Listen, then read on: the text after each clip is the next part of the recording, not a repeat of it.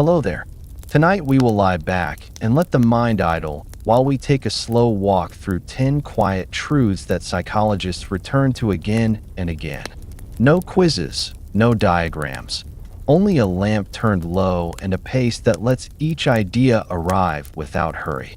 Think of it as a night museum where each room holds one simple exhibit about how attention works, how memory keeps house, how habits learn to move on their own, and how feelings tint the world long before words arrive.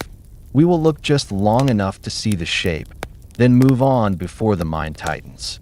First, we will notice that attention is a narrow beam, and that gentler focus serves you better than wide scanning. Then we will feel how working memory is small, more like a few pockets than a vault, and how grouping and cues make those pockets kinder. We will see why switching tasks costs time and scatters crumbs of error, why habits run in quiet loops that a small change in the room can steer, and why the body's signals often set the tone before thoughts have a chance to speak. Farther along, we will sit with memory and learn that it is reconstructed rather than replayed, storing the gist and rebuilding the rest when needed. We will let spacing and sleep do their knitting, because rest is not leaving the classroom. It is the part where the lesson settles. We will feel how losses loom larger than gains, and how the way a choice is framed can tilt preference without force. We will notice how expectations guide what we see and what we miss, and how gentle questions make room for disconfirming hints to appear. Finally, we will trace the easy path the mind prefers, the way defaults, small frictions, and social norms guide behavior while the day believes it is deciding from scratch. There is nothing to fix tonight. These are household facts about a human mind doing its best. Let them pass like boats on a slow river. If one thought helps you loosen your grip, perhaps the thought that small changes beat big vows, or that sleep itself is part of remembering, keep it and let the rest drift. Breathe in as if you are opening a window to cool air. Breathe out as if you are laying a cloth over a finished table. When you are ready, we will begin with the beam of attention and make it kinder to carry. Picture a theater after dusk with a single lamp trained on a little circle of stage. The rest of the room does not vanish. It simply waits in the dark, patient and real. Human attention works like that lamp. It is not the sun. It cannot light the whole house at once. It is a narrow beam that makes one thing vivid while the rest of the world leans into shadow. This is not a flaw. It is a mercy. The mind was built to choose a slice that matters now, and to let the rest soften until the moment asks for it. When we forget this, we pull at too many ropes and feel frayed. When we remember it, we let the beam be small and steady, and the room becomes kinder to live in. Most days begin with more invitations than the beam can accept. A kettle speaks, a message blinks, a list on a screen waves its arms. A thought about yesterday tries to be important again. If you watch closely, you can feel the little stage fight. The eyes tug one way, the hands another, and the lamp skitters over the floor, bright here, bright there, tired everywhere. Psychologists give the dance many names. Limits of working memory, switch costs, attentional blink. But the lived truth is simple. Every jump drops a few crumbs, and the pile of crumbs becomes a story about being behind. It helps to begin the morning by choosing a single object that deserves light. Not a heroic project. One real thing. Place it on the table. Put the rest at the edge of the scene where they cannot shout. Aim the lamp. Breathe once as if you were grounding a tripod. Then let the chosen thing become the whole of the moment. The beam is small not only in space, but in time. It likes to dwell. It likes to rest on edges long enough for shape to appear. Wide scanning feels powerful, yet often returns a handful of names and no substance. Gentle focus feeds understanding. Sit with a page, and you will notice how letters stop looking like insects and become lines that carry meaning. Sit with a person, and you will notice how a face stops looking like a mask and becomes a weather report you can read. Sit with a task, and you will notice that resistance becomes less like a wall and more like a knob you can turn with a quiet hand. The trick is not willpower. It is arrangement. Put fewer objects within reach. Place the tool you actually need where the hand will find it without wandering. Let the chair face what matters. Light helps attention. Furniture helps light. Because the beam is narrow, the mind uses cues to guide it. A folded note in thick pen that says, "Write the first line." A glass placed where a thirsty hand will reach it. A file named with a verb rather than a slogan. These are signals to the lamp, little arrows that say "shine here." The body learns them the way feet learn a path across a field. After a week, the hand moves without argument. After a month, the argument stops visiting. This is not magic. It is respect for bandwidth. We do not expand the beam. We smooth the stage so the beam does not waste itself dragging over clutter it never meant to describe. There is a quiet hazard that comes with modern rooms. Many little bells that claim to be important. A notice arrives, and the lamp darts before the mind has asked whether the scene deserves light. Each dart has a price. It is not dramatic, so we overlook it. Seconds are lost, not hours. A sentence is misplaced, not a chapter. The feeling is a small stutter rather than a fall. But stutters add to a rhythm the way pebbles add to a shoe. The day becomes a march with a stone under the heel. The gentler way is to let bells ring into a basket. Gather notices where they cannot tug the lamp, and visit them on purpose at chosen times. You are not refusing the world. You are teaching the world when you will be able to answer it well. The mind also wanders on its own, without any bell. This is not failure. Wandering is the way a lamp checks the edges of a map. A thought about a friend, an image of a place, a worry that is just a fog with no shape. These drift in as weather does. The skill is not to ban weather. It is to give it a lane. When a drift appears, note it with a soft word, later, list, not now, and place it into a little tray on the table, a page or a pocket where tomorrow can find it. The act is small, but it frees the beam to return to the chosen scene without the ache of suppression. You are not scolding the mind for being human. You are giving it a handle. Let a simple exercise show how attention sweetens when it dwells. Pick up a cup. Feel its weight at the rim and at the base, which are not the same. Notice how a thumb finds a groove without instruction. See the thin line where light lays itself along the curve and then breaks into a softer glow as the curve turns away. Listen, once, to the sound the cup makes when it meets the table, and once more when the table answers by becoming a bit more itself. Smell the air above the cup and count a calm 4 on the way in and a calm 6 on the way out. In that minute, the room did not change, yet pressure went down because the beam rested. This is not retreat, it is rehearsal. The same beam that can learn a cup can learn a page, a set of keys, a paragraph that wants to be written, a sentence that wants to be said without heat. Maps can help a beam hold still. Some people draw 3 small boxes for the day. 1 box for the single move that actually advances a promise. 1 box for the short tasks that prevent tiny fires tomorrow. 1 box for care of the body and the room. When the first box is done, the lamp has already paid for its electricity. When the second is done, the house smiles because the little hinges have been oiled. When the third is done, tomorrow's lamp will start with steadier hands. You do not need to sketch a masterpiece. 3 small boxes are enough to remind a human head that it does not have to light the whole city at once. Environment changes attention more easily than lectures do. Lower the lamp a little and let light fall close to the page rather than flooding the room. Sit with your back to the noisy door and your face to the quiet wall. Put the object you want to do next within arm's reach and the others out of reach. Arrange sound so that it holds you without telling stories. Rain that never argues. Wind that never asks for an answer. A hum that does not pretend to be speech. These gentle choices ask less from will and more from physics. The lamp does not fight the dark. It simply shines where it has been placed. When the wish to switch arrives, and it will, treat it as a wave.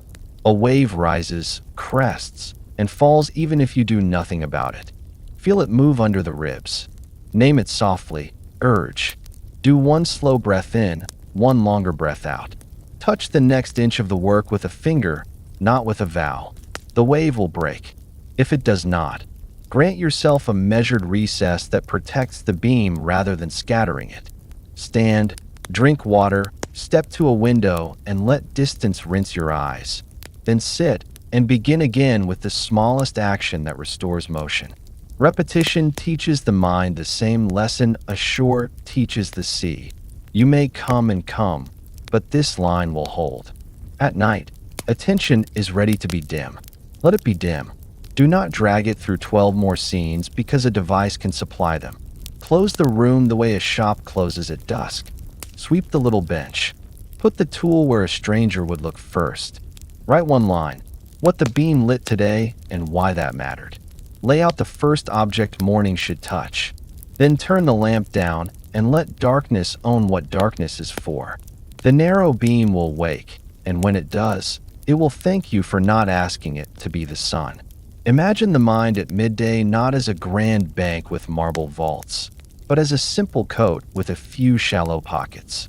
They are good pockets, close to the hand, easy to reach, but they do not hold much. 3 things sit there comfortably, for if they are small, 5 if you are willing to press, and risk 1 falling out when you turn. Psychologists count in this range because they watch how attention stumbles when pockets overflow. The feeling is familiar. You stand, you mean to carry a glass, a key, a name, and a sentence you were shaping. And at the door the sentence is gone and the name has turned to fog. Nothing is wrong with you. The coat is honest. It tells the truth about capacity, so you will design your day with kindness. Because the pockets are few, the art is chunking, sewing small items into 1 Kinder bundle. A phone number becomes 3 groups instead of 10 orphan digits. A morning becomes 1 packet called Open the Shop instead of 6 loose motions that each demand a pocket of their own. When you give things a shared handle, you make a larger thing that costs only 1 pocket to hold. The trick is not cleverness. It is naming. Open the Shop contains unlock, lights, counters, scales, bins, float for the till, note on the board. You do them in order until the bundle is empty, and the pocket that held the bundle is free again for the next living thing. Names are the handles by which working memory lifts its loads. Before you store, label. Call is slippery. Call Lena about the invoice has a shape the mind can keep while the hand finds the number. Write is fog. Write 3 sentences for the intro is a little plank the beam can rest on without sliding. You do not need to be poetic. You need to be specific in a friendly way so your future self can understand the label you left. People who look organized from the outside are not carrying more in their heads. They are labeling their bundles in a style their own hand can read when it is tired. In a room that respects pockets, external cues do quiet, heavy lifting. A single folded card on the desk reads, "Start with the 3 photos." The physical card holds the intention so a pocket does not have to. A glass of water waits where a hand will reach it without deciding. The cue does the deciding. A file sits at a slight angle on the left side of the keyboard to mean first, while the other papers sit square and patient. These signals are not decoration. They are scaffolds around a structure that would sway if asked to stand alone in wind. When you set a cue, you are not indulging laziness. You are being respectful of a mind designed to do 1 or 2 things well at a time. Offloading is not cheating, it is design. Move what does not need to be in the pocket onto the table of the world. A calendar remembers the date. A checklist remembers the sequence. A timer remembers to ring so your mind can stay with the page instead of glancing at the clock every few minutes. 1 small whiteboard by the door remembers what must not be forgotten. The cost of offloading is a minute of setup. The gain is a mind that can use its few pockets for clarity instead of for constant rescue. When you feel noise inside your head, it is often not emotion. It is a coat carrying too many loose screws. Chunking has a softer cousin, scripting. A short script turns a tangle into a lane. When I sit, I breathe once. I write the first line, I do not edit until the third paragraph. When I open the inbox, I triage by 2 piles. Answer now under 2 minutes. Schedule later with a note. A script is not a law. It is choreography that saves the pockets from playing traffic cop. You can revise the choreography when a room changes. You can teach it to your hands, so hands begin on their own while the head wakes up and joins without hurt. The pockets do not only hold tasks, they hold feelings and fragments. A worry, a tune, a face from last night. If you try to crush those into a corner, they push back by taking more space. Give them a small tray. Keep a page nearby labeled parking. When the mind produces a fragment, write 2 soft words and set it down. Later you can decide whether it deserves a bundle of its own. During the work, the tray respects both realities. The fragment mattered enough to be set aside carefully. The task matters enough to keep the pocket that was about to be stolen. When pockets overflow, switching feels like salvation. Drop one thing, grab another, at least you are moving. But switching spends coins you meant to save.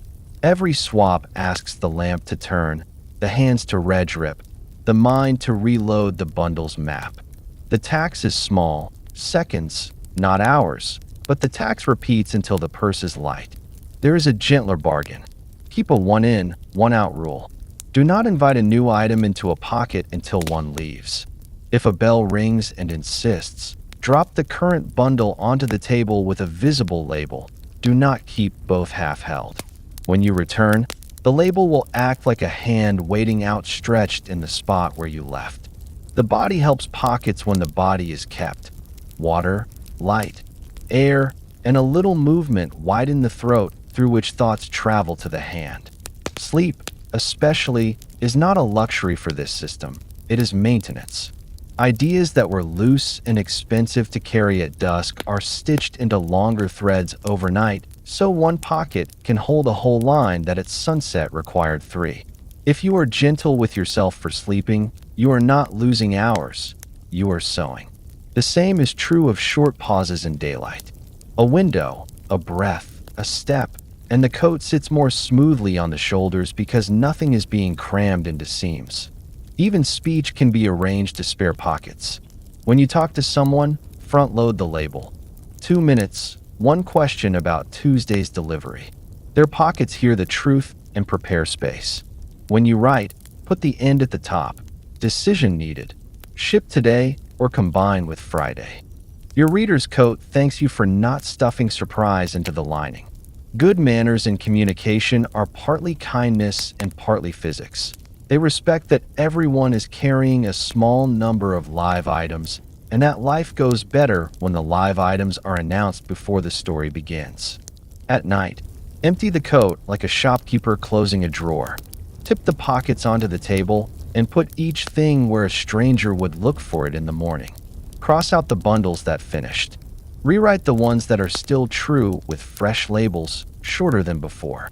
Throw away any pebble that became sand in your hand the moment you looked at it. Set out the first object morning should touch. The book open to the page, the tool laid on the bench, the start here, card where the lamp will find it. Then hang the coat where it will air. The pockets will be the same size tomorrow. Your mercy is to keep them honest and to build a room that helps them feel large. If a day refuses these rules and everything spills, do not pronounce a sentence on yourself. Do a reset the way a baker resets a bench. Scrape, flour, fold once, turn, and begin again with a single ball you can knead without tearing. Name 1 bundle you can finish before the next hour. Put the rest in a clean line and tell them, if nothing prevents, I will meet you after this. The coat does not need apology. It needs respect. A few good pockets, a few good labels, a few good cues. That is enough to hold a life. Imagine a carpenter halfway through a clean cut when someone asks for a different tool from a different bench in a different room. The blade lifts, the grain cools, the hand loses the sense of where the line was truest. When the carpenter returns, the wood is the same wood, but the feel is not the same feel. A moment is spent finding the rhythm again. A sliver is sacrificed to make the edge honest, and the neat curl that would have fallen from one continuous stroke becomes two shorter shavings that do not quite meet. This is what task switching does to a day. Nothing explodes. Nothing even looks dramatic. But each interruption scatters a few crumbs of context, and by sunset the floor tells the truth that the mind tried to ignore. Psychologists give the crumbs many names: switching costs, attentional residue, reconfiguration lag, but you can feel the whole story in your chest without the terms. When you flip from drafting a message to glancing at a notice to answering a quick question to tugging a tab you did not plan to touch, there is a soft tearing that accompanies the motion, a small forgetting of what sentence you were steering toward, a loss of heat in the idea that had just started to rise. Returning is not free. You pay in tiny coins, a breath to remember where you were, another to rebuild the handle you just had in your palm, a third to forgive yourself for the gap. 10 returns make 30 coins, and the purse is lighter even though you never left the room. It helps to understand why the cost appears. A task is more than a title. It is a loaded scene in working memory. The aim you set, the last line you wrote, the constraint you accepted, the next 2 moves you meant to try, the tone you were keeping so the relationship would remain intact afterward. When you switch, that scene is unloaded to make room for a new one. The unloading is not perfect. A few pieces cling and interfere with the fresh task. You hear the last tone in the new sentence, and a few pieces fall and must be picked up later. You reopen the file and do not immediately recognize the paragraph you yourself wrote. The mind is excellent at doing one scene at a time with grace. It is decent at holding 2 when both are small.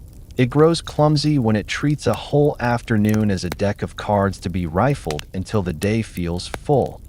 Because the tax is small each time, the appetite for switching sells itself as efficiency. A bell rings, and it feels polite to answer. A thought pops, and it feels clever to follow. A browser whispers a new tab, and it feels like speed to say yes. But speed that does not accumulate is not speed, it is glitter. The opposite of switching is not stubbornness. It is finishing a motion you already began. The body knows this from other crafts. A spoon stirred to the bottom brings up what the surface could not show. A stitch pulled through and tucked leaves no loop to snag. A cut carried to the mark saves sanding. Attention has the same physics. Continuous strokes produce fewer seams. There is a gentler way to treat the bell. Build fences around attention that are short, real, and kind. A fence can be a time box, 20 minutes where the world is allowed to ring into a basket and you are allowed to ignore it because you promised to return. A fence can be a quota. Finish 3 clean sentences before checking anything that blinks. A fence can be a place. Stand to the side table for messages. Sit at the main desk for writing. Never allow both kinds of work to occupy the same square of wood. The fence is not a prison. It is pasture rotation for the mind, so the attention in one field can grow back while you graze another on purpose. When switching is required, and life will require it, practice microclosures so the return is cheap. Leave a trailhead at the point of departure. One line that says, next. Define the 2 examples, or a bracketed. Insert scene of the teacher entering quietly, so tomorrow's self lands with feet under them. Park the cursor where the next sentence will begin, not at the end of the paragraph that just ended. Save the file with a name that includes the verb you were actively doing, not a slogan you will not recognize. These are 2-second acts that function like a little wedge under a wheel on a hill. The cart is waiting exactly where you left it, and hands do not have to chase it down the street when you come back. Batch what can be batched, so that like meets like and the setup cost is paid once. Put messages in one bowl and taste them at appointed hours.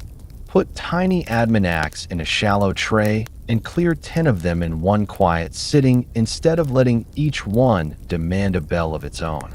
Put thinking that wants paper in a window seat with a pencil and let the screen stay elsewhere. Put errands on the same side of town on the same afternoon. The mind is a creature of state. It warms to a kind of work and grows efficient at that kind as long as you do not ask it to keep changing shoes. There is also the honest truth that some switching is not about the world. It is about avoidance with good manners. A hard line asks to be written, and suddenly the inbox looks friendly. A feeling asks to be felt, and suddenly a tab presents itself as helpful. This is not a reason for shame. It is a reason for a ritual that drains the heat without breaking the beam. Stand up. Drink water. Look out a window wide enough to remind the eyes that distance exists. Breathe in for 4 and out for 6. Sit again. Touch the nearest inch of the hard line with a finger and write one ordinary sentence that does not need to be wise. Completion lives in the next inch, not in the urge to outrun the inch. If you must interleave responsibilities, many people must, use clean seams. When closing one task to open another, speak a short sentence out loud that names what you have done and what you will do next when you return. Stopped after the second example. Next is the summary. Then clear the small debris that will cut your hand later. Close orphan tabs. Put tools back where a stranger would look first. Move the current file to the top of the stack and the others below it. The minute feels costly when the day seems loud. It is cheaper than half an hour of refinding your place. Communication can either multiply switching or reduce it. Help other people spare their coins. When you request something, front-load the end and the time need. 2 minutes, 1 date check for Thursday's delivery. When you reply, answer the question that was actually asked in the first line. When you schedule, propose 2 precise windows. This is not pedantry. It is a way of lowering the number of cross pings required to land at the same place. A way of preventing 4 fast switches where 1 unhurried exchange would have done. At night, you can feel the residue leaving if you give it permission. Close the day the way a small shop closes at dusk. Sweep the bench. Return tools to their hook. Write 1 line about what you finished and 1 about where you will begin. Place the first object morning should touch where your hand will find it without any search. Then let devices go dark so the brain can stitch the torn edges of the day while you sleep. Sleep is not only rest, it is repair of context. You wake, and the cut that was jagged yesterday accepts the blade. The work answers your hand because you did not ask it, at midnight, to dance between scenes while the lamp was nearly out. If today was scattered, forgive it as you would forgive weather. Tomorrow can have fewer doors. Choose 1 door, open it wide, step through, and close it for a while. The world will still be there. The wood will still be wood. And the curl that falls from a continuous stroke will be enough to let the room smell like cedar instead of like hurry. Think of a day as a path with small gates set along it. Each gate has a sign, a cue, that tells the body what scene comes next.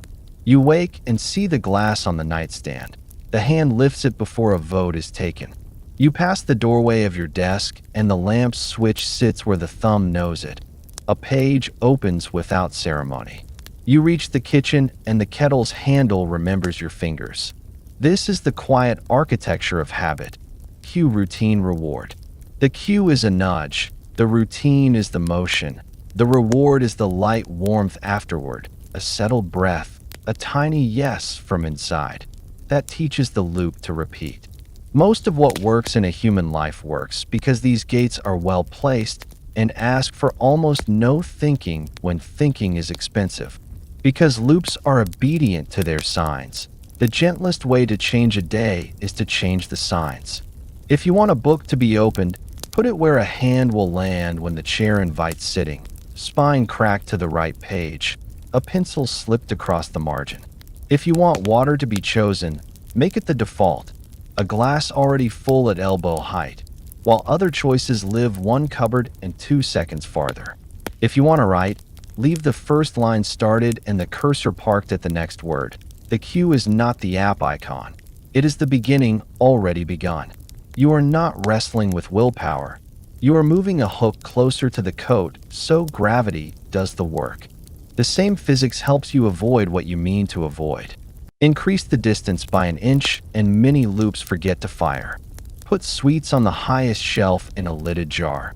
The lid becomes a question you must answer instead of an invitation you must refuse. Move the most tempting app off the first screen. Let a blank page greet the thumb, and the thumb will rest. Place the game controller in a box with a lid and a cord in another room. Later becomes true because later now has a walk in it. This is called friction, and it is kinder than scolding. You are not forbidding yourself joy. You are fitting pleasures to hours that can afford them. Habits grow best when you stack them, one loop tucked under another like cups. After I brush my teeth, I fill the water glass. After I set the kettle, I open the notebook and write one sentence. After I return from the walk, I set tomorrow's shoes by the door. This tiny grammar, after X, I do Y, is an implementation intention, a way of telling the future exactly where to find you. The power is not in the size of Y. It is in the fact that Y has a reserved seat. A minute later, the loop has closed, and a small reward, checkmark, breath, soft nod, teaches the lane to keep itself open. Identity helps loops hold. When the mind says, I'm trying to run, the loop must argue for its right to exist each morning. When the mind says, I am the kind of person who laces shoes after coffee, the cue does the arguing and the body moves. Keep the identity as humble as the act. I'm a person who sets honest scales, who leaves tools where a stranger would look first, who writes the first sentence when the lamp turns on. Each is a loop tied to a self that doesn't need speeches. The reward is not applause. It is the easier feeling of living in a story that fits your hands. No. 2. That loops do not change in straight lines. When you remove an old cue or starve it of reward, the routine will sometimes flare for a day or two, louder than before, what trainers call an extinction burst. The hand reaches for the jar more often because the jar used to sing. This is not a sign of failure. It is a sign that the system is checking whether the old rule still works. Keep the new sign steady for a week and the flare dims without drama. When a lapse happens, do not make it a legend. Close it as you would a drawer. Name it. Restore the furniture, move on. Because reward seals the loop, choose small, clean rewards that do not build tomorrow. A pencil tick in the margin, a short stretch by the window, a better drink of air, a kind sentence sent to a person who made today easier. These teach the body that the routine ends in ease. Save treats that fight the rest of the day for times that can hold them. And let sleep be a reward in its own right. Habit learning consolidates at night. A loop that felt fragile in the evening sits sturdier on its post in the morning because the brain stitched it while you were gone. If a loop matters, shrink it until it never fails. Call it the 2-minute version. Read one page. Write one sentence. Sweep one square of floor. Step outside and walk to the corner. On many nights, the tiny act will grow of its own accord because motion is persuasive once begun. On the nights when it does not grow, you still kept the promise to yourself, and the identity that keeps tomorrow's cue alive stays intact. Failure loves grand vows. Success loves proof of consistency so small that pride overlooks it and patience celebrates it. Sometimes a loop is a keystone that unlocks others. A short walk after dinner often fixes sleep, which fixes attention, which lowers switching, which makes the morning loop easier to keep. A 5-minute reset of the desk at dusk pays interest to every tomorrow that uses the desk. Look for these small hinges that move large doors, and treat them with the honor you would give a tool you use every day. Clean it. Return it to its hook. Speak well of it to yourself so your hands remember to reach for it. Close the day by closing the loops. Put tomorrow's cues in place. The glass full, the book open, the shoes set, the card that says start here, where the lamp will find it. Write one plain line naming the loop you kept and the end it served. Then let the room fall quiet. Habits are housekeepers that work in the background while you sleep. They prefer stable furniture to stirring speeches. If you wake in the night and worry that the work is too small to matter, remember this. Big changes borrow their force from small gates opened many times. In the morning, you will pass the first gate, and the body, grateful for being asked to do something simple and true, will step through. Before a thought has time to dress itself in words, the body has already taken a reading of the world and passed along a mood. Heart, lungs, gut, skin, face, and posture report in a quiet code the brain has learned since childhood, and the mind colors the scene to match. On a morning when breath is shallow and shoulders rise, the corridor looks narrower and the day sounds sharp. On a morning when the exhale is long and the neck remembers how to be tall without effort, the same corridor feels generous and the same day sounds softer. Psychologists call these inward readings interoception, but you can feel the truth without the term. The body is a weather station, and emotion is the forecast that arrives a few seconds before the news. Because feeling arrives first, perception tilts to greet it. When anxiety is high, the eyes hunt for edges and find more of them than usual. When sadness sits in the chest, the ear pulls forward the minor notes in a room and lets laughter pass by as if it were far away. When calm sits in the belly, the mind stops jumping and lets detail return to ordinary size, neither huge nor tiny, just true. None of this means that feelings invent the world. They choose which part of the picture the lamp should brighten. In a tired hour, the stain on the table looks like failure. In a rested hour, it looks like a small spot to wipe before dinner. The table is the same table. The tone set by the body makes the work feel heavy or light. You can test the order gently. Sit, place your feet flat, and let the out-breath be longer than the in-breath by a quiet count.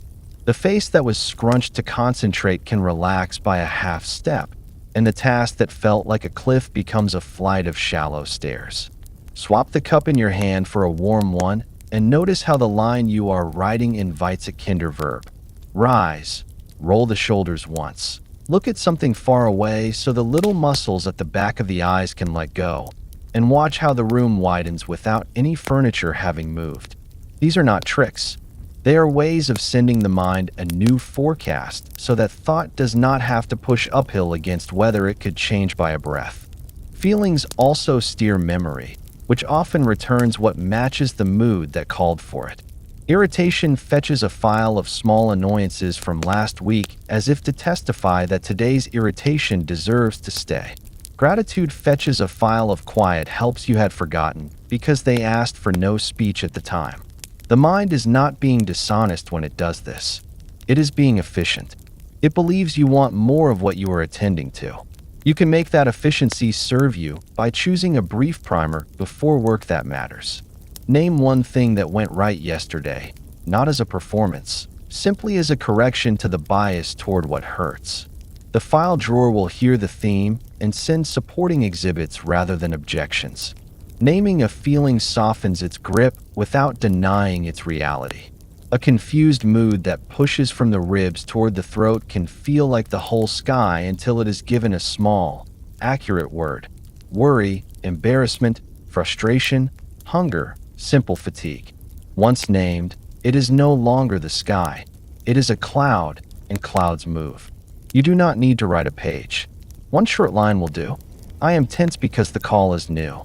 I am sad because the room is quiet. I am scattered because I have not drunk water since morning. Precision is kindness here. A vague ache cannot be helped. A named one can be fed, walked, or met with a sentence you meant to say yesterday and did not. Reappraisal is the larger cousin of naming, and it works best when it respects the facts and bends only the story. The tight stomach before a task does not mean danger. It means the body is mobilizing fuel for effort and would like a clear target. The quick heart before a conversation does not mean catastrophe. It means the system values connection and wants the talk to land well. When you give the tension a job rather than a verdict, the same chemistry that would have scattered you begins to help. Hold the warm cup, set a first inch of work where the hand can touch it, and tell the body, go here, do this. We will stop in 10 minutes and look around. Emotion is persuaded by motion. It calms when it sees a path. Environments quietly teach feelings how to behave. Harsh light makes edges shout and keeps the jaw set even when the work is small. A lamp that throws a calm pool over the page tells the day what deserves attention and lets the rest fall back without argument. Clutter invites the eyes to hop. Order invites them to rest. Air that has moved in the last hour persuades the lungs to deepen without being asked. Stale air argues for a sigh that never quite arrives. Even sound can be tuned to the mind you want to have. Music that talks asks for replies. A low, steady hum or rain that never changes asks for nothing and gives back time. These are settings on the same room. Choose the ones that let thought be carried rather than carried away. Other people's bodies also set your weather. Sit near a hurried voice and the heart picks up its pace out of old tribal habit. Sit near a steady person who keeps their breath low and their sentences long, and your sentences lengthen to match. Borrow that steadiness when you can and lend it when you have it. A brief pause before you answer. A tone that lands lower than irritation expects. A posture that does not lean forward to attack or backward to flee. These small offers change the conversation without anyone having to discuss the chemistry of fear. Calm is contagious when it is honest. So is laughter that does not mock. So is the ease that comes from someone putting a tool back where a stranger would look first. Feelings deserve care even when they do not deserve obedience. Anger is often a flare over a boundary that matters. Attend to the boundary, and the flame stops asking to burn everything. Envy is often a map to what you value. Write the value down and plan a small move toward it, and the sting loses its reason to linger. Boredom is often a signal that the beam has been scattered too long and wants a single useful thing to hold. The rule is simple and merciful. Feel first, name next, act small. If action is not needed, let the feeling pass in the same way you would let a wave pass when your foot is on solid sand. At night, the same order helps you land. Begin with the body before you ask the mind to be quiet. Dim the room. Touch cool water. Choose air that moves a little. Lay out the first object morning should touch, so the last thought tonight is a gentle instruction, not a collage of dilemmas. Breathe out longer than you breathe in, and let the shoulders answer the arithmetic by lowering a fraction. Thank one thing without pretending the rest did not happen. The body hears the tone and sends back a calmer weather report. The mind translates that report into a picture you can sleep inside. If a storm arrives despite your care, do not argue with the sky. Make the room safe and small. Sit where the back feels supported. Let the hands hold something with weight that does not require thought. A book with thick pages, a mug that remembers warmth, a folded cloth. Count 4 in and 6 out until numbers feel unnecessary. When the storm has spent part of its energy, do 1 inch of an easy task, not to be productive, only to remind the system that you still know how to move a thing from here to there. Sleep will come when it is ready. You have given it a place to land. Feelings come first, and that is not a problem to be solved. It is a tool to be used with respect. Set the body in a posture that tells the day it will not have to fight for every breath. Send a calm forecast by the simple signals your nervous system still trusts. Then let thought arrive on that weather, not as a conqueror, only as a neighbor who knows which light switch turns on the right lamp. Think of memory not as a camera tucked behind the eyes, but as a careful clerk who keeps ledgers of what mattered and receipts for the rest. The clerk does not store every pebble on the path. It writes a summary of the walk, a few figures that anchor the story, and a handful of details that seemed useful at the time. When you remember, you do not pull a film from a shelf and press play. You invite the clerk to rebuild the scene from the summary, the anchors, and whatever cues the present moment is offering. Most days this works beautifully. It is faster, lighter, and kinder to the head than hauling around perfect copies of everything you ever saw. Because memory is rebuilt, gist comes back more readily than detail. You remember that the meeting was calm and productive, that the baker was generous with the change, that the rain began while you were under the awning. The exact wording of the fourth sentence, the precise number of coins, the shape of a single raindrop. These are rarely kept unless they served a name. The system is not lazy, it is efficient. Detail is expensive to store and often unnecessary to live. When detail truly matters, the mind leaves itself breadcrumbs. A line scrawled in a margin, a photo of the whiteboard, a phrase repeated out loud on the walk home. Later, those crumbs are not the memory itself. They are planks the clerk uses to rebuild the bridge. Context is one of memory's quiet tools. The clerk keeps notes about where and how a thing was learned. The room, the light, the music in the cafe, the smell of lemon cleaner on a stair. Later, the same room or a similar smell can act like a key, sliding into a lock you did not realize was there and turning the tumblers.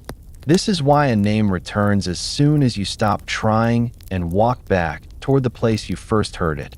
Why a solution appears when you step into the corridor where you paced yesterday. It is also why details slip when the context shifts too far. New light, new chair, a different screen, a different hour. The memory is not gone. The key is simply different. Offer it a familiar handle and it arrives. Because we reconstruct, present feelings and expectations can color the rebuilt scene. If tonight's mood is generous, yesterday's exchange looks warmer. If tonight's mood is sharp, you remember edges sooner than you remember smiles. If you expect to have done poorly on a task, your recollection emphasizes stumbles and overlooks steady lines. If you expect competence, you recall the steady lines first. This is not dishonesty.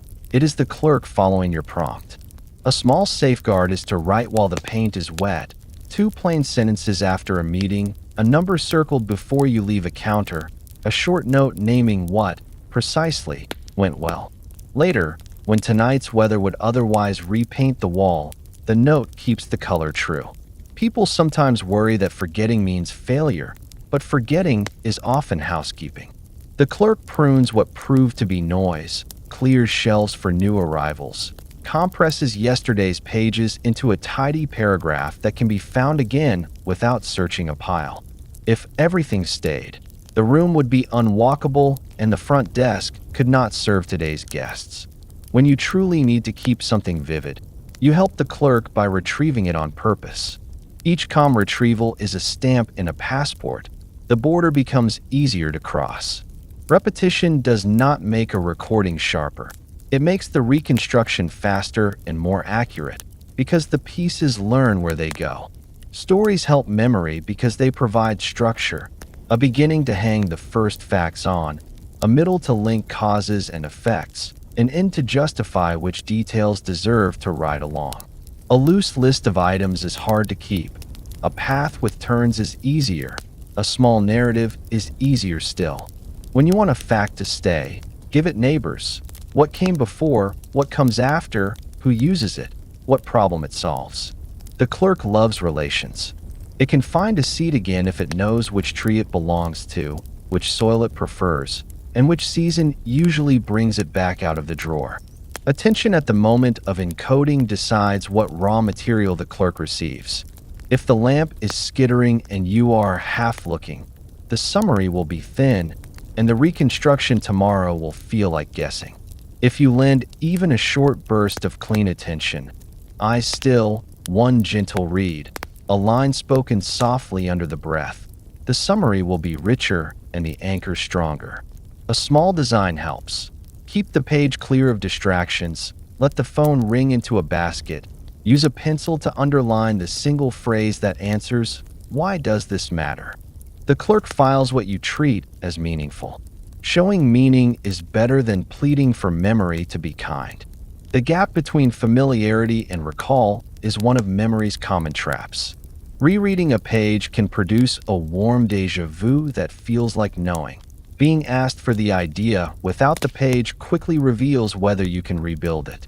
Neither state is wrong. They are different tools. Familiarity is good for recognizing what you have seen. Recall is good for carrying what you need when the shelf is out of reach. If the task ahead requires carrying, practice the carry. Close the page. Say the idea in your own plain sentence. Open the page again and correct the parts that bent. The clerk learns from that small exercise what to keep in front and what can safely live at the back. Because cues matter, arrange a few that respect how the system works. If a name will be needed in a noisy room, whisper it once while looking at the person's shoes or their cup, then link it to the role they play. The odd angle and the role give the clerk 2 hooks instead of none. If a number must be remembered until you reach the stair, group it into 2 or 3 chunks and walk while repeating the rhythm, not the digits. If an appointment must be kept, let a calendar remember the when while you write a single sentence about the why. When the alert rings, you will not arrive empty-handed at a door you yourself scheduled. Sleep deserves its place in this chapter even if we honor the details of rest elsewhere. At night, the clerk consolidates, weaving today's threads into longer cords, filing them in drawers that will open more smoothly tomorrow, pruning stray fibers that snag. A fact reviewed gently before bed often appears more reachable in the morning because the system did its quiet stitching while the shop was closed. You do not have to force this. You help by dimming the room, putting a single card where morning's hand will find it, and letting devices go still so the clerk can walk the aisles with an unbumped tray. If memory feels unkind today, assume conditions, not character. Check light, air, water, and the number of open doors in the mind. Close a few doors, choose one thing, give it a fair look, and leave yourself a breadcrumb for later. The clerk will do the rest. Reconstruction is not a flaw to apologize for.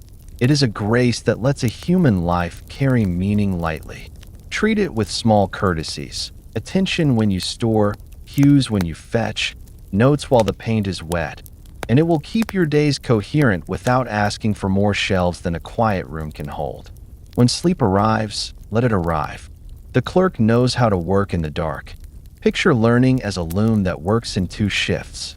In the daylight, you pass the shuttle, read a page, practice a line, recall a name, and lay a thread across. At night, while the lights are down, the second shift comes in without fuss and tightens what you said, drawing the new thread into the cloth so it won't slip out when the fabric is handled. That second shift is sleep. The rhythm that keeps both crews steady is spacing. Not one long push, but short returns with air between them so the cloth can set. Rest is not a pause from learning. Rest is part of learning. Cramming feels powerful because it is loud. You can almost hear the stack of pages bark as they fall. Spacing feels modest. 10 quiet minutes today, another tomorrow, a touch again a few days later, a quick look next week. Yet the spaced rhythm leaves deeper tracks. A little forgetting in the gap is not a failure. It is the feature that makes the next pass do more work. When you reach back and pull the idea up again, the path between where it lives and where you need it becomes smoother. Each gentle retrieval is a small road repair. The next cart rolls with less rattle. Sleep does the stitching you cannot do awake. You lay out pieces on the bench, facts, turns, examples, a tone, then close the shop. Overnight, the system revisits what you flagged as meaningful and tucks it in. Related bits find each other. Stray wisps are trimmed. The thread that was fuzzy holds. In the morning, the same page feels friendlier, not because the page changed, but because the night crew filed your tools where your hand can find them. You help this crew with small courtesies. Stop a study session with a clear end point. Next time. 2 examples. Set a single card where morning will see it. Let the last light of the day fall on one line you want to keep. There is a simple, sleepy cadence that works for most ordinary learning. 1, 1, 2, 4. Touch it today, touch it tomorrow, touch it 2 days later, touch it 4 days after that. None of the touches needs to be long. Many can be a recall first. Close the page, say the gist in your own words, then open the page and straighten the parts that bent. If the item still wobbles, shorten the gap. If it stands easily, lengthen it. The mind likes this gentle stretching. It is the same kindness you would use to teach a knot. Tighten, slacken, tighten, slacken. until the rope remembers its shape. Space practice is not only for pages. A movement learns this way: one clean repetition, a breath, another tomorrow. A phrase in a new language. Say it once while the kettle heats, again while the cup cools, again on the step before you go. Even names can be spaced. Whisper the name once when you hear it, once when you are alone, once when you write it next to a tiny cue, Lena, in voice, and once more the next day. These are not grand rituals. They're the kind of motions that fit in a life that also cooks, cleans, answers, and rests. Because sleep is doing real work, the hour before bed is a quiet tool. Keep it low stimulus. Let the lamp make a small pool of light. Look once at what you want tomorrow to greet. A single margin note, a card with 3 words, the first line of a paragraph begun and left welcoming. Then let devices go still so the night crew can walk the aisles unbumped. If you wake at dawn, touch the card before you touch the world. You will feel how short the ramp is when the day and the night agreed on the same lane. When days are busy, spacing hides in small places. A kettle's minute is enough to sketch the outline. A corridor is enough to recite a list once under the breath. A bus stop is enough to test yourself without the page. These tiny returns are better than one heroic session that leaves you drained and the material unstitched. Aim for many light passes rather than one heavy pass. Stop while the feeling is still a little fresh. Let wanting to continue be the invitation that brings you back tomorrow. If fatigue is high, switching from input to retrieval is rest disguised as work. Close the book and tell the wall what you just read. Draw the diagram without looking. List 3 points from the talk while you rinse a cup. This feels slower than rereading, but it trains the path you need when the shelf is out of reach. Retrieval is not a test of worth. It is a way to place a handle on the box so a tired hand can lift it later without spilling. Some topics are heavy. For those, make interleaving gentle. Mix 2 related ideas lightly, an example of one, then of the other, back and forth, so the mind learns the difference in texture, not just the slogans. Keep the pieces small enough that confidence doesn't sink. Praise specifics when they hold. If a piece keeps sliding, shorten the gaps and lower the weight until it stops slipping. The goal is not to prove toughness. The goal is to leave the shop closed at night with everything squared so the morning can start clean. End this chapter with a picture you can keep. A bench, a card, a lamp, a chair. On the card, one line that says, "Next," the first example. On the bench, the tool laid where a stranger would look first. On the chair, no pile to move before you can sit. When you close the lamp, you are not turning off learning. You are handing the shift to a partner. Breathe out longer than you breathe in. Let the second crew work. In the morning, touch the card and feel how much the night stitched while you slept. The mind carries an old scale in its pocket, and on that scale, a loss weighs more than the same amount of gain. A missing coin feels heavier than a found coin feels light. A broken cup demands more attention than a new cup earns thanks. This is not a defect, it is a survival setting. In a wild field, noticing what might be taken from you. Warmth, food, safety, kept families alive. In quiet rooms, the same setting makes small setbacks sound loud and small improvements whisper. Knowing this does not turn the scale into a different instrument, but it lets you read the dial with more mercy. Because losses loom larger, framing changes how a choice feels even when the arithmetic is the same. Keep the bond strong, lands gently. Do not ruin the bond, lands with a sting, though both point at the same axe. 2 nights of good sleep if I stop at 10 is easier to carry than I will lose the morning if I keep scrolling. When you state a decision, try to name the gain you are guarding instead of the loss you are fleeing. The body hears the music of a sentence as clearly as its meaning. You can make the music kinder without lying about the facts. The same scale explains why we cling to what we already hold. Once a mug is mine, parting with it costs more than acquiring an identical mug ever paid back. Economists call this the endowment effect. In rooms like ours, it appears as drawers full of almost useful things and calendars full of almost obligations. You can soften the pull by changing the question.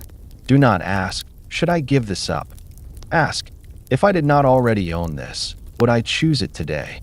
When the answer is no, treat releasing the item as a gain of room, light, and future ease, not as a loss of a thing. Count the shelf you regain, the search you will not do, the dust you will not wipe. Losses also tempt us to chase. After we have paid a price, time, money, pride, the wish to recover the cost makes bad paths look noble. This is the sunk cost pull. The cure is a gentle reset of the frame in present tense. Ask, if this arrived in my hands right now as a fresh choice, would I invest again from zero? If not, let the old coin stay in the past where it belongs and buy the lighter future instead. You can ritualize the release. Write one line that thanks what the attempt taught, then name the small gain you will use the freed hour for. The scale hears gratitude and tilts less harshly. When stakes are uncertain, the scale bends risk in two directions. In the domain of gains, we grow cautious, prefer a sure small benefit to a larger but unsure one. In the domain of losses, we grow bold, risk more to avoid accepting a sure small loss. This can protect you or harm you depending on the scene. Make the tendencies serve you by setting floors for losses in advance, limits you do not bargain with when the hour is loud, and by setting ceilings for gains where stopping preserves what you want. Floors and ceilings are quiet furniture for decisions. They keep a night's mood from rewriting a month's plan. Because the scale is sensitive, tiny frictions can tip it the right way. If you mean to avoid a loss that is actually harmful, lost sleep, lost patience, put one small barrier in the path of the tempting act. Move the glow farther from the bed. Put a book on the pillow. Place the power cord across the room so the body must stand to bargain. If you mean to accept a loss that is actually wise, ending a project, telling a truth, set an easy first inch. One email template, one sentence that names the change, one friend who will sit nearby while you press send. The fear of loss is loudest before motion. After the first inch, the air thins. Designing defaults is the friendliest way to honor the scale. Make the choice you want to live with the path of least resistance. Pack lunch the night before so keep the plan is easier than break the plan. Schedule a standing call at the hour that keeps a bond alive, so stay in touch happens without a weekly debate. Put automatic savings between income and spending so the loss of parting with money never appears as a fresh pain. It simply misses your pocket and lands where future you will thank you. Defaults turn many small, brave moments into one quiet setup. Since the mind notices possible harm faster than possible help, brief gratitude checks are not fluff, they are counterweights. Name one tiny gain from the last 24 hours in plain language. Water was cold and good. A stranger held a door. A line finally made sense. Do not force a mood. You are teaching the inner clerk to keep balanced ledgers. Columns for losses, columns for gains. When both columns exist, choices feel less like cliffs. You can also keep a save myself trouble list. Small losses you avoided by doing the dull, right thing. The mind rarely celebrates repairs. Invite it to. When a choice arrives hot, shrink it until the lost fear fits in your hand. Instead of change careers, ask, send one message to one person about one shadow day. Instead of move, ask, put 3 boxes on the floor and fill one. Instead of fix the bond, ask, state one true sentence without blame. Loss aversion panics at grand cliffs. It tolerates curbs. The body wants to live to try again tomorrow. Let it. Each small motion banks a gain that the scale knows how to respect. Proof that you can act without wrecking anything that matters. Language is a lever you can carry in a pocket. Replace never and always with for now, and for this case, so the threat of permanent loss shrinks to size. Replace risk losing with choose preserving when that is the truth. Replace give up with trade for and name the thing you are receiving. Time, quiet, health, an easier morning, a steadier bond. The facts do not change. The frame moves from fear to stewardship. The nervous system follows tone as faithfully as content. If you must deliver news that someone will hear as a loss, begin with what will remain. Keep your voice slow, give the next steps a small, certain floor, and leave one reachable handle they can hold tonight. A number to call, a time to revisit, a sentence to use. The scale tilts less violently when the hand can touch wood that does not move. The same courtesy belongs to yourself. When you make a hard change, end the hour by setting tomorrow's first object where your hand will find it. Then say out loud what did not break. At day's end, let the scale rest. Write one short line about a loss you accepted that was wise, and one about a gain you kept from blowing away in wind. Put both in the drawer. You are not trying to balance life like a ledger. You are practicing clear seeing so fear does not run the shop. Breathe in as if you were weighing something fragile. Breathe out as if you were returning it to a shelf where it belongs. The field is not wild tonight. The room holds. What is yours to keep remains. What can be set down can be set down. Sleep takes the rest and carries it where it will not shout. The mind likes to save energy, so it leans on expectation. Before a scene fully arrives, a quiet forecast slips ahead to meet it. The forecast isn't foolish. Most days it is helpful. You expect the kettle to boil, the door to pull instead of push, a friend to answer in the tone they usually keep. But forecasts have a side effect. Once the guess is made, the eyes and ears begin to bring home what fits the guess first. A neat story tightens around the facts, and facts that don't fit wait outside as if they had arrived late. Psychologists call this confirmation bias and expectation effects. You can feel it without the terms. On the day you believe the project is doomed, every small delay proves doom. On the day you believe it is fine, the same delays look like normal weather. The world hasn't changed. The lens has. Because expectation moves first, a gentle practice is to separate guess from self. Hold your hypothesis like a tool, not like a badge. Say it in plain words. My guess is that the earlier schedule will help, or I think this message should be shorter. Then add a quiet sentence that keeps the door open. This is a test, or I might be wrong. The second line is not a performance. It is a signal to your own attention to let disconfirming hints enter the room without setting off an alarm. When your identity is not fused to a prediction, evidence can pass through without hitting pride on the way in. You can also pre-register your signs the way a careful traveler writes directions before the road begins. On a small card, make 2 columns. At the left, what I expect to see if I'm right. At the right, what I expect to see if I'm wrong. Keep the items concrete and small. Reply rates above 20% in 2 days, fewer than 3 corrections from the team. 2 customers mention clarity without being asked. Now the day has handles. When results arrive, you are not squinting at clouds. You are comparing the sky to a sketch you drew while calm. If the right column lights up, you do not owe a speech. You owe a thank you to reality for telling you the truth early. Because first impressions are sticky, build blind tastes into ordinary life. Pour 2 cups from 2 kettles and label the bottoms, not the sides, so your hand can't cheat. Have a friend send 2 versions of the same note without telling you which you wrote. Read a page with the author's name covered. Ask a colleague to shuffle examples before you grade them. None of these are grand. Each is a way to loosen the grip of expectation just enough that performance can be seen without costume. You will find that some favorites stay favorites and some quietly step down without drama. The point is not to distrust yourself. It is to give seeing a fair surface. When a belief feels warm because it comes from your own side, steelman the other side in a single, kind paragraph. State the best version of the view that would make yours bend.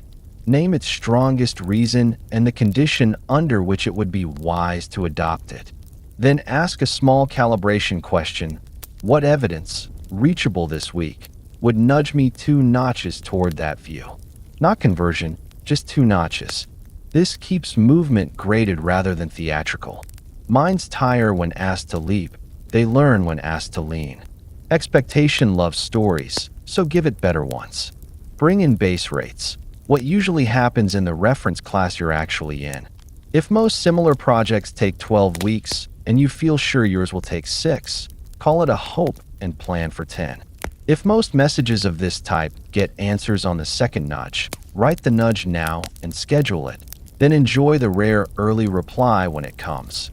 Base rates do not insult your effort, they protect it. They keep pride from spending coins you will need later. When you beat the average, you will have room to smile. When you don't, you will still have room to breathe. Because attention fetches what it is sent for, set search cues that include the opposite of what you expect. In a meeting, ask once for one risk I'm underweighting before you ask for applause. In writing, do a red team pass. One read solely to find your own weak joints, with a pencil that writes only questions. In relationships, invite one sentence that begins, "What would make this easier for you?"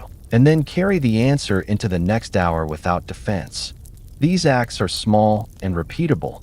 They train expectation to be a scout, not a censor. If you need a pocket ritual, try the maybe and unless rule. State your view with maybe. Maybe the earlier schedule helps. Then add one unless. Unless the morning messages are read on phones and feel abrupt. The maybe keeps the shoulders low. The unless points your eyes toward the one place you are most likely to miss. When the unless shows up, you are ready to greet it rather than argue with it. If it does not show up, your view stands taller for having been tested. Finally, keep a short change my mind list. Not a museum of defeats, just a line or two about times you updated quickly and were glad. I thought the black thumbnail would pop. The off-white did better. I thought the longer intro would help. The shorter one kept people longer. Read the list when you feel your jaw set. It reminds the system that updating is not humiliation, it is craft. It also teaches a warmer truth. When you treat evidence as a friend, it arrives earlier and speaks more softly, and the day spends less time recovering from grand speeches that reality could not honor. Let the chapter finish the way the bias quiets, by lowering the room. Write tomorrow's prediction on a small card. Add one sign that would soften it. Set up one blind taste you can actually run. Then turn the lamp down. Expectation will still make its little sketches while you sleep. That is what it does. But because you gave it gentler rules, the sketches will be drawn in pencil, easy to adjust when morning light shows the edge you missed. Breathe in for what you think you know. Breathe out for what you are willing to learn. The bed does the rest. A day follows the path of least resistance the way water follows a slope. We like to picture ourselves as choosing each turn on principle, but most turns are chosen by the hallway we built yesterday. If the mug lives beside the kettle, tea happens. If shoes wait by the door, a walk happens. If the phone sleeps in another room, quiet happens. This is not weakness. It is physics put to work for a human nervous system with limited pockets and a narrow beam. When we honor the easy path, we stop asking willpower to do a job that furniture, placement, and custom can do without complaint. Defaults are the soft rulers of behavior. What is already selected becomes what stays selected. When savings leave your account before you ever see the number, you do not have to lose the same money again each month. The decision happened once, gently, upstream. When a weekly call is on the calendar by default, staying in touch is not a fresh act of bravery. It is the path you are already on. You can design similar upstream choices at home. A water glass set where your hand will land. A book left open to the next page. A document named with a verb so your fingers remember to continue. The right default is not a fence. It is a slope that points where you hope to go. Friction is the twin of default. Add a finger width of effort to the thing you want less of, and the urge often walks on by. Move the streaming remote into a drawer that makes a small sound when opened. Log out of the app that eats hours and let today's login be just annoying enough to ask. Do I still mean this? Put sweets on the high shelf in a lidded jar, and suddenly fruit is the path with no lid. This is not punishment. It is you being kind to the evening by making the easier choice also the better one. Social norms are the path we walk together. A sign that says most guests reuse their towels changes more showers than a sign that scolds. A note on a team doc that says we front load the request and the deadline in the first line cuts down on ping pong. Not because people got wiser overnight, but because the lane lines became visible and polite to follow. You can set small norms in your own rooms. We put tools where a stranger would look first. We ask for facts before we heat up. We praise the repair, not just the performance. Behavior flows where it feels expected, because easy paths can drift the wrong way. Keep a monthly audit that moves furniture, not pride. Walk your evening the way a new guest would. Where does your hand reach, and what does it meet? If the first reach meets glow, move the glow. If the reach meets a book, open it. If the reach meets dust, give tomorrow's self a cloth. Change one object per audit, not a dozen.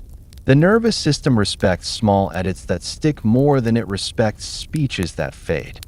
The first inch is the most important inch of any path. Make it welcoming. If you want to write, the first inch is not finish the chapter. It is open the doc, type the date, write one honest line.